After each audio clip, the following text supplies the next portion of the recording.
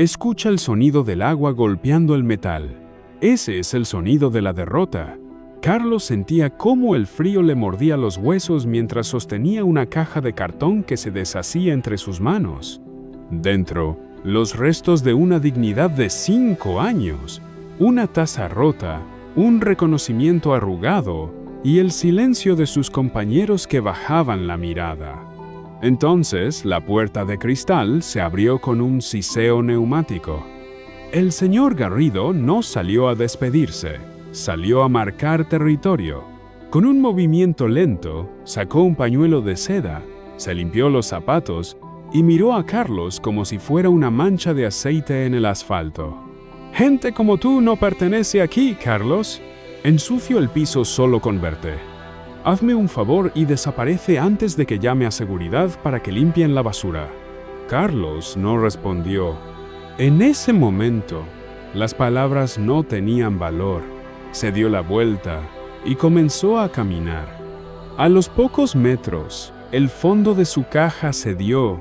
Sus pocas pertenencias rodaron hacia una alcantarilla, una pluma de su padre, 3 monedas de $1 y una fotografía. Nadie se detuvo a ayudarlo. En la ciudad, la pobreza es invisible hasta que estorba. Esa noche, Carlos durmió en la estación de tren, usando la misma caja como almohada, pero no durmió por cansancio, sino por diseño. Mientras el frío lo mantenía despierto, empezó a diseccionar la empresa que lo acababa de desechar.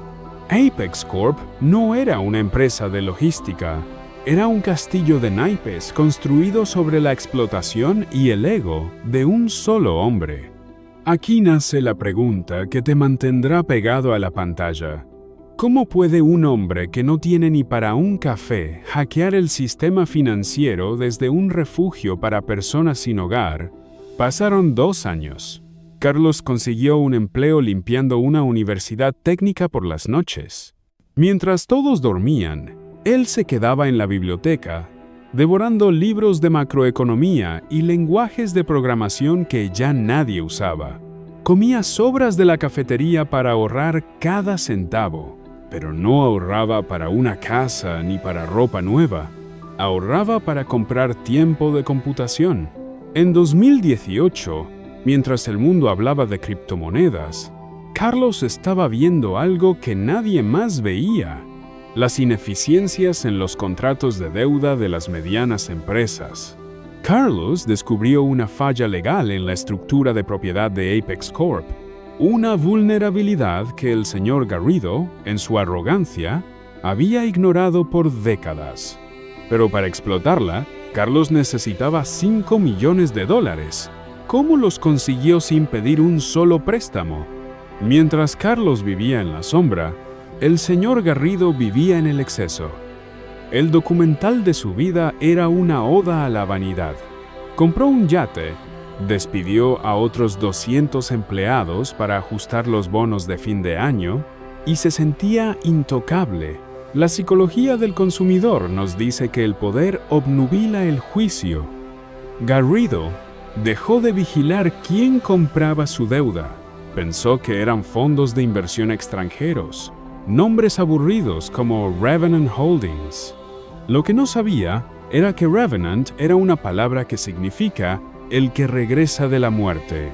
Carlos operaba desde un pequeño departamento compartido, usando 6 computadoras de segunda mano que generaban un calor insoportable. No tenía lujos, solo tenía una lista de nombres de los proveedores a los que Garrido había estafado. Los contactó uno por uno. Les ofreció algo mejor que dinero: justicia. Año 10. El mercado sufre una corrección. Apex Corp se queda sin liquidez y necesita un rescate urgente. Garrido convoca a sus accionistas, pero se encuentra con que las sillas están vacías. Solo hay un representante legal. Se le informa que una sola entidad ha consolidado todos los pagarés, las hipotecas de las oficinas y hasta el contrato de leasing de su coche. El pánico se apodera de él. El hombre que decía que la pobreza era una elección, Ahora estaba a un paso de elegir la quiebra. Garrido pidió una reunión con el CEO de Revenant. La cita fue en el mismo edificio, a la misma hora, 10 años después de aquella lluvia. Pero esta vez, el cielo estaba despejado. Un sol hiriente iluminaba la entrada de cristal. La puerta de la oficina principal se abrió. Carlos no estaba sentado. Estaba de pie frente al ventanal, mirando la ciudad que una vez lo ignoró. Cuando se giró, el silencio duró 15 segundos exactos. Garrido no lo reconoció al principio. ¿Quién es usted? ¿Dónde está el inversor?, preguntó. Carlos caminó hacia él. Sacó un pañuelo de seda idéntico al que Garrido usó aquel día. Lo tiró al suelo y dijo con una calma gélida: «Gente como tú no pertenece aquí, Garrido. Ensucio mi empresa solo con verte». El impacto psicológico fue devastador. Garrido se desplomó en la silla. No era solo la pérdida del dinero, era el colapso de su realidad. El invisible ahora era su dueño.